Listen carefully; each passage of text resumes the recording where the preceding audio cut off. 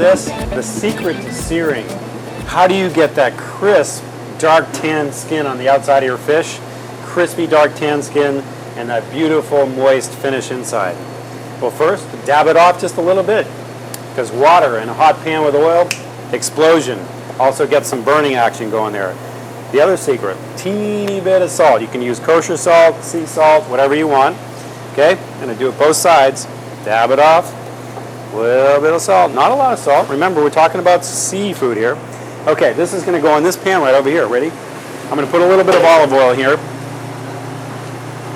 When I say a little, I mean a little more than you might put normally. All right? Why are we doing this? Because we want that olive oil to lip up this. We just want it to kind of cover the bottom down there. Okay? Now I'm going to get this pan pretty hot. I heated the pan first. It's very, very important. So I heated the pan first. You have to have a really good pan. In this case, I'm using basically a nickel-lined copper pan, so it's a heavy, heavy copper pan. But you can use a cast iron pan that's really clean. You can use a steel pan. One of the things I will tell you, Teflon does not sear as well. You don't get the same quality of sear, so it's not going to be as good. So don't use them. When I see that little dimple in there, I see the little dimples in the oil. It's hard to see that in the camera, but just know that oil is starting to move around, it's starting to get pretty hot. I want to get really hot, but I do not want it to burn. I do not want to burn this at all. Okay, that's going to go in here. What you want to do is make sure when it's hot enough, it will actually start to, you'll see this movement in it. It starts to get a little dimply. You can start to see some curl, like the small, soft splashing of waves inside of it, okay? That's pretty hot right there. That's going to sear about 2 to 3 minutes right there in that pan. And I'm not going to touch it right now because immediately it has a tendency to stick to the bottom of the pan first. And as it sears and as a crust develops on the bottom of the fish, it'll actually lift right off. So do not touch it now. Do not try to move it. Just wait till that char starts happening, that sear happens, and it'll lift right off.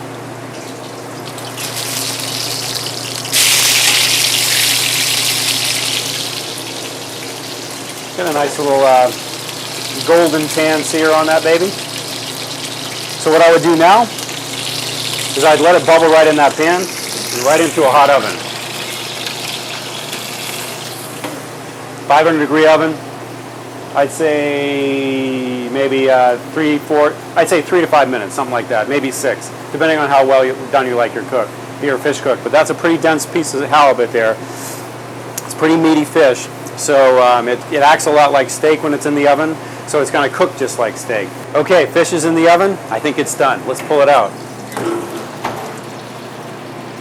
Now you remember a while back I told you about that touch test when you're grilling meats. I talked about this. Tight, which is well done. Very, very soft and loose. That's rare. Fishes, you can still touch fish. Not the same though. With fish, it's a little bit different. So let's get it on a plate, and I'm going to show you what I do. There you go. So with fish, it's the texture holds together, but there's also the grain of it. It's sort of like large flake, a big heavy structure for halibut, and it gets finer. But you just want to push it, and basically you want to have that firmness that it holds together, but that it almost wants to break apart. When the fish is flaked, you can really flake it off. That means it's overcooked. That means you went too far. But if it wants to break and then it just holds off, that's great. Also, at the break where the fiber is, sometimes you'll just see a little bit of moisture come out of there, and if that's clear, a little bit clear, maybe a little bit milky, that's good. That means it's probably cooked all the way through. So push, push, push. If it just feels like it wants to break but it's hanging together, then the fish is cooked.